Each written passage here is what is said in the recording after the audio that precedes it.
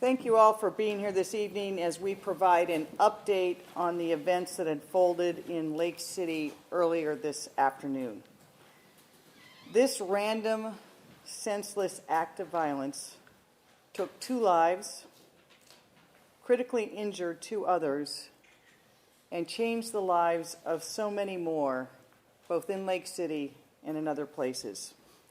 I want to deliver a few brief remarks and then turn this over to our Chief of Police, Deputy Chief Mark Garth Green, then Chief Harold Scoggins, and then Executive Constantine will speak, and then we'll do question and answer.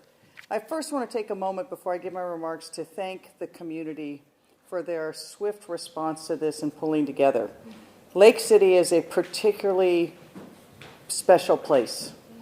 And when violence strikes at the heart of a community like this, it is a real test of the community. And we have seen an outpouring of community pulling together, doing what they need to do to take care of each other. I also want to thank the bus driver. You will hear more about what happened in these events. But the bus driver who was involved in this incident is a hero.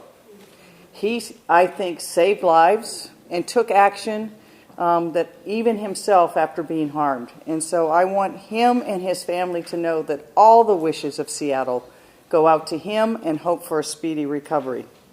I also want to thank the police officers of the Seattle Police Department and the men and women of the fire department who responded to this incident.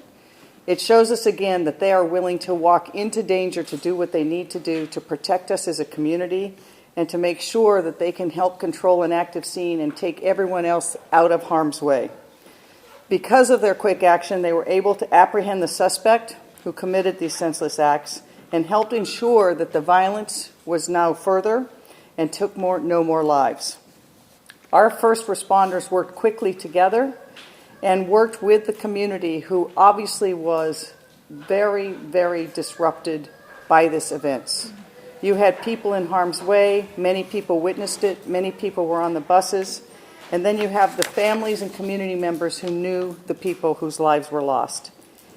Gun violence is senseless. It is happening far too often in America. It can happen anywhere, at a restaurant, in a movie theater, in schools, and a quiet, sleepy Lake City. It has lasting impacts, not just on the families of the victims who suffer it, but on the communities who are there, on the families, the people who are themselves who commit the acts. It is time for the violence not to be the thing that pulls us together. We must do what we have to do to end this senseless violence. I will work with Councilmember Juarez and the City Council and other leaders across the state, including Executive Constantine, to do everything we can to reduce gun violence in Seattle and the region. I also want the community of Lake City to know that we will continue to work with you. It will take time for these events to pass and for people to heal. We want to make sure that we make the resources available to those people who are suffering and the effects of this and the trauma of this. In the coming days, I know that the investigation will help lead us to more facts that hopefully will help us understand this. But at this moment in time, our thoughts are with the families of the people who lost their lives today and with the people who remain in the hospital injured, that they know and their families know that the whole city of Seattle is pulling for them. I now want to turn it over to Deputy Chief Mark Garth Green of the Seattle Police Department, who will give you the factual update as we know it. Chief? Thank you, Mayor. So at approximately 5 minutes after 4 this afternoon, we started receiving calls of shots being fired in the Lake City neighborhood. Officers were in the area and were able to quickly respond. What we know and we've gathered so far for the investigation is the suspect who lives in the area at some point decided to leave his house armed with a handgun. He went out into the street. It appears to attempt to carjack a vehicle. Excuse me. Ended up shooting the young lady that was driving the vehicle. At that point in time, a Metro bus was driving southbound on Sandpoint Way. The suspect then opened fire on the bus, striking the bus driver, and as the mayor pointed out, this bus driver truly is a hero. He was able to have the wherewithal to put the bus in reverse, back it up, turn it around, which is no easy feat in and of itself, and to take those passengers and himself out of harm's way. move to a different area, get those folks off the bus, and then get aid for himself. Just an outstanding job by a very courageous individual. The suspect then turned his attention to another vehicle that was driving northbound, that stopped that vehicle and then shot and killed the driver of that vehicle and attempting to take that car. Our officers arrived on scene at that point. They observed the suspect at the vehicle door, tried to engage in conversation with him, to give him dialogue, to give him commands. He stared at the officers and then got into the car and drove away at a high rate of speed. Officers then tried to get back into their vehicles and to catch up to the suspect. The suspect only drove several blocks, at which point in time he crossed the line and ran head-on into another vehicle, killing the driver of that vehicle. He then stayed in the vehicle. We were engaged in some negotiations with him to get out. We were able to break the windows in the car, to have a better dialogue with him, at which point he eventually ended up coming out of the vehicle, at which point we were able to take him into custody and then transfer him over to Seattle Fire's care. This is just an example of the tremendous work that the Seattle Police Department, the men and women of the Seattle Police Department, the men and women of the Seattle Fire Department, the men and women of the King County Sheriff's Office who showed up, and the men and women of the community. Because as the mayor said, community members came out. They were there to assist us, to help us through this, to give us information, and also to offer us any tidbits of intelligence that they could. So I am very, very grateful to all of the folks involved with this. As the mayor said, this is a random, senseless act of violence perpetrated against our community. And our hearts go out to the people involved and to the community itself. I'd like to turn it over to Chief Scoggins to give an update on the condition of the victims. Thank you. Thank you, Chief. My name is Harold Scoggins, Fire Chief, Seattle Fire Department. And I do want to echo the comments of condolences to the families for the individuals that were lost. I went over and visited at the local fire station to the first crews on scene just to do a check-in to make sure they're okay, because at 4:10 this afternoon, when our units started getting the calls, we got the calls from multiple locations. And our units were on scene in 4 minutes, and quickly they assessed that it was a very chaotic scene and realized that there were multiple locations with multiple victims. We had a total of 5 victims. Patient number 1, I will term it that way, is a 53-year-old male, and that was a bus driver. And he is currently in stable conditions, but our paramedics and firefighters did an amazing job getting him to Harborview. He was received ALS care at the time, but he is now in stable condition. Patient number 2 is a 56-year-old female, and currently she is in serious condition from her injuries this afternoon, and she has a road ahead of her to recovery, as both of the patients do. Patient number 3, I'll term, is a 50-year-old male, and that patient was pronounced dead at the scene, and that was the first patient that was pronounced dead at the scene. Patient number 4 is a 70-year-old male, and that was the patient who passed away as a result of the traffic collision that occurred as a result of all these events that took place.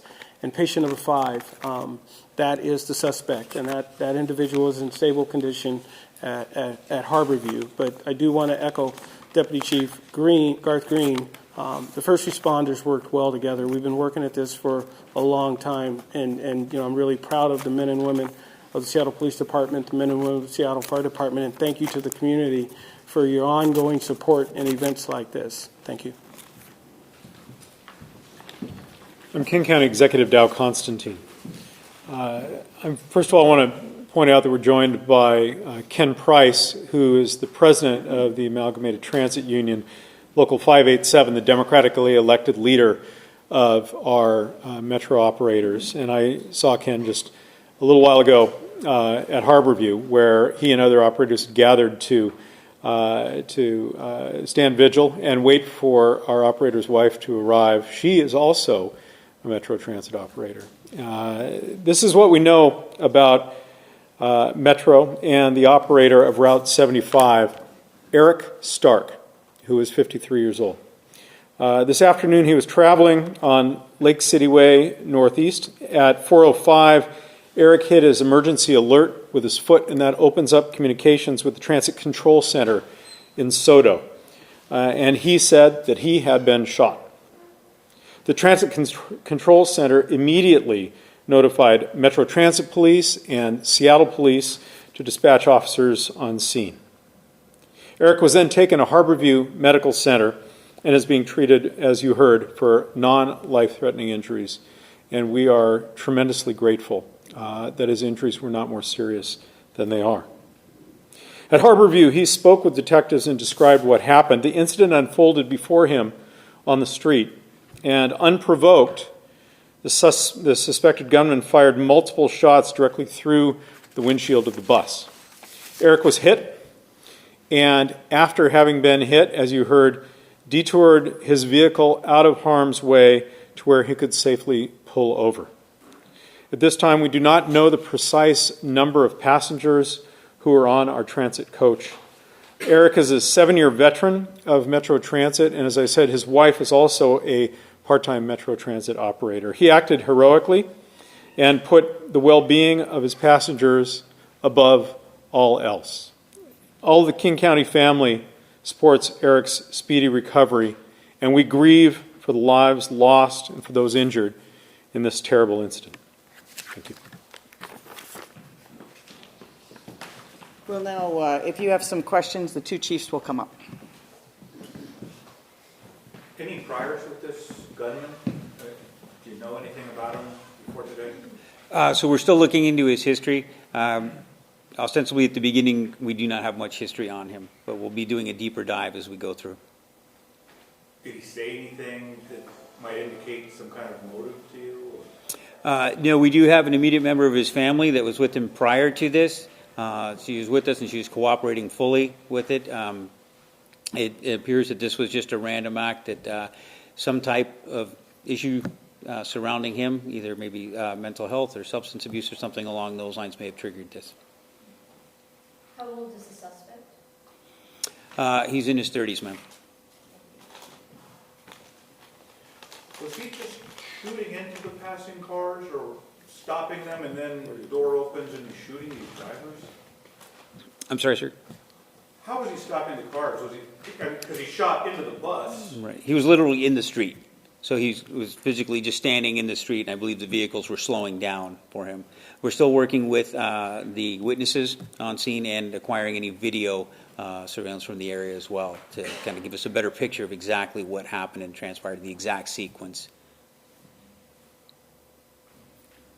Any questions for myself or Chief? Do you know if he was under any influence of drugs or alcohol or medication? So not at the time. We'll have toxicology reports. He's being treated up at the hospital, so we'll gather all of that information and have it at the end of our investigation, ma'am. Sir? I heard reports somewhere that he was a local resident in the city. Do you know where he came from? He lives in the area, sir. Chief, could you just clarify again that initial contact officers had with him before he drove off? I mean, what was the proximity? Were they were able to talk to him, but he wasn't obeying? There was no reason to shoot at him at that point? Or No, sir. They were still trying to determine what actually was going on. They saw him. He was, from my understanding, is in the door swing of the vehicle with his leg out. They tried to engage him in conversation, ordering him out of the car, ordering him to the ground, which one he just stared at the officers and then climbed into the car and drove away. So there was no dialogue at that time with him at all. Yes, ma'am. What is the support that you are going to offer to the community? Because it happened with all the kids were here and we're going back to home and they are now afraid. Everyone trying to call parents. What are the support that you are going to give to the community? So we'll be reaching out with our community police team officers that are assigned up in the area to the neighborhood. We will work with the neighborhood to have a debriefing, if you will, like this with any of the community members that would like to come alongside and have a discussion about it and make sure that there's a variety of services available or at least points of contact for folks who wish to have some further care taken with. And I think we'll also reach out to Seattle Public Schools. They often have counselors and grief counselors and try to put together a team through the city of Seattle to address some of these community needs. We think it'll be ongoing. You know, as this ripples through, we're going to need to have those support services on an ongoing basis. I also just want to point out that for the community, the investigation is a live investigation, that part of the street will be closed through the night. And so there will continue to be disruption to the community in that regard. So people will see police officers around. That does not mean there's any additional danger. We believe that the situation has been contained. There was only one suspect. He's in custody. And so the fact that there are police officers in the scene does not mean that there's an elevated amount of risk for anyone in the community. And we think it's really important for people to understand that. Could you tell us, did the family members say what prompted the suspect to dash out into the street? No, not at this time. So they had we had a conversation with them. They said that they had left the residence, and then when they came back, as they were arriving back to the residence, that's when they actually heard the shots and saw the incident. But we're still on the interview process with that person. So it was close enough that they heard the shots? Yes. Did you recover a weapon? Do we know how many shots approximately were fired throughout this whole? Not at this. We do not know the number of shots. Our crime scene investigators are out there. We're mapping it. We've brought out canine detection dogs to see there's some obviously growth, grass and things in the area. And so we're checking through that so we can get an accurate count of kind of what went on there. There are weapons on scene that we have recovered, yes. There are more than one. At his residence, there are some weapons, and then in the vehicle that he carjacked, I believe there is one at this time. There may be more. We'll obtain a search warrant for the vehicle and do further investigation to find out exactly. And on the bus, was there a King County,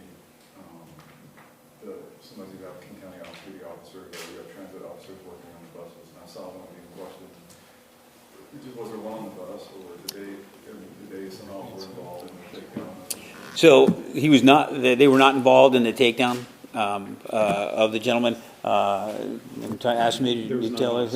Okay, so there was not on the bus, but King County Metro and the Sheriff's Office immediately responded, and they've been working hand in hand with us to work through it. I'm Dave Chitella with the Metro Transit Police. We did have a number of deputies that did respond. We did not have a deputy on the bus at the time that this did happen, but they did respond and provide assistance with Seattle Police Department. How many passengers were on the bus at the time? At this point, we don't know. Between 4 and 12, we're still ascertaining that. And I think you answered this, but did he have any prior, incidents with the police, or anybody called out previously to his residence, or is this a unique situation? So we'll do a full investigation into it. What I know at this point is no, he has a very limited history, and we do not have a record of being at his location. Are his injuries extensive enough that, will we see him in court this week? His injuries will not prevent him from being in court this week. He has minor injuries. All right, with that, I want to thank again the community, and I just want to emphasize, following up on the question here, that this was an incredibly random and senseless act of violence, but I want everyone to know this is a safe community, and we want to do what we need to do for people to return to the streets, take their bus, be in their restaurants, and mingle with their neighbors. We cannot predict these events, but when they do happen, I think it is a real test of us as communities, and here I think we responded as best we could. The bus driver was heroic and made sure that he put his passengers first. The community pulled together, our first responders, fire responding to several scenes where there were people wounded and some people who had already passed away, and police coming into a situation that was incredibly fluid and volatile, not knowing what they have. Again, want to confirm for people, you will see police activity, but that is not an indication that we believe there's any continued threat. They are just continuing to investigate the scene, making sure that we have all the evidence we need moving forward. I again want to thank everyone from Lake City who's here, not just tonight, but day in, day out, making this community in this part of Seattle as strong as you can, as a community that really treasures itself, its diversity, and makes sure that people feel safe and welcome. So thank you for being here tonight, and we will give you updates as we need to. Thank you.